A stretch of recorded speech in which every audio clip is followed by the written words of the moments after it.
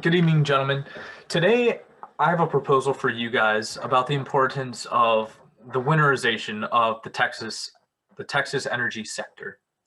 So, the United States, it's one of the most advanced countries in the world, and yet a snowstorm can threaten the lives of citizens by leaving them without power for days.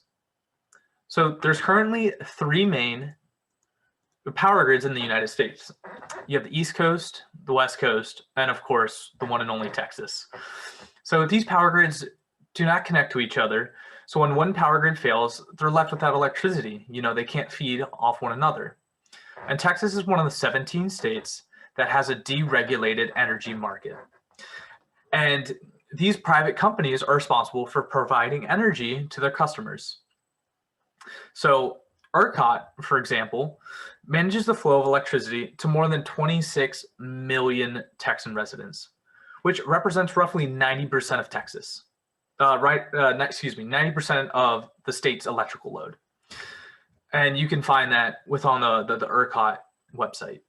So during the snowstorm of February 13th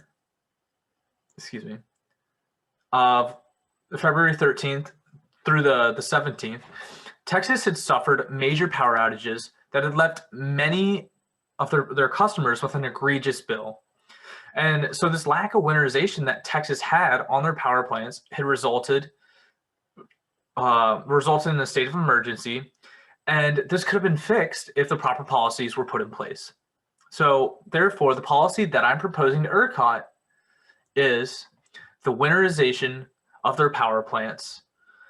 And with these kind of stricter measures of the winterization, it'll provide more reliable energy source towards our customers. And also, the R in ERCOT is reliable, the Electric Reliability Council of Texas. So you're kind of adhering to your name. So the problem that you guys are going to be solving, the problems that we'll be solving is that it'll fix the instability in the electrical market throughout the majority of Texas. Since Texas's electrical market is ran by private companies and not by the government, we see a variation in rules and regulations that companies implement. And we can see this within the article from Green and Siegel about the status and the impact that state and local regulation have within a private industry. Next, next thing that we can do is it will provide a stable power grid for your customers. And not only that, but you're also providing a steady revenue that doesn't surge under stress. So as we can see now, with the natural disaster that happened within February 2, 2011, and also in February 13 of 2021, these electrical surges have cost millions and billions of dollars because of these power outages and these infrequent natural disasters that just totally wipe out these power grids. And winterization can help with that. So if we look at, from a policy perspective, by implementing winterization within all these power grids, you'll be able to prevent future deaths caused by these electrical power outages. Right here, the University of Houston, they had reported that 125 people had died during the February 2021 power outage, natural disaster within Texas. And 2/3 of these Texas citizens had lost power. So if you were to implement the winterization, it costs roughly 1% of what it costs in order to make an electrical power grid, an electrical power plant. So that's roughly $10 million per power plant. And so that equates to roughly, there's 164 power plants within Texas, and it'll cost roughly, I think it was close to $1.6 billion, which is nothing when compared to what these natural disasters that happen roughly every 10 years.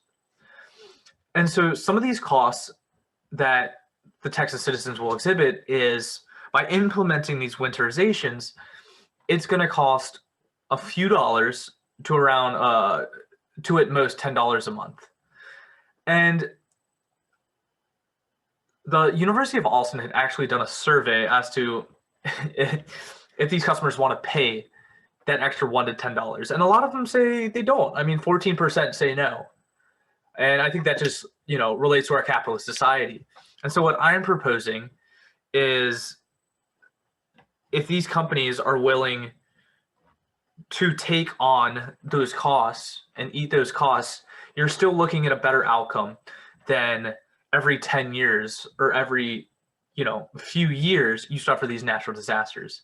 It's just going to impact your industry, and it's not a good, reliable product to give to your citizens or to your customers.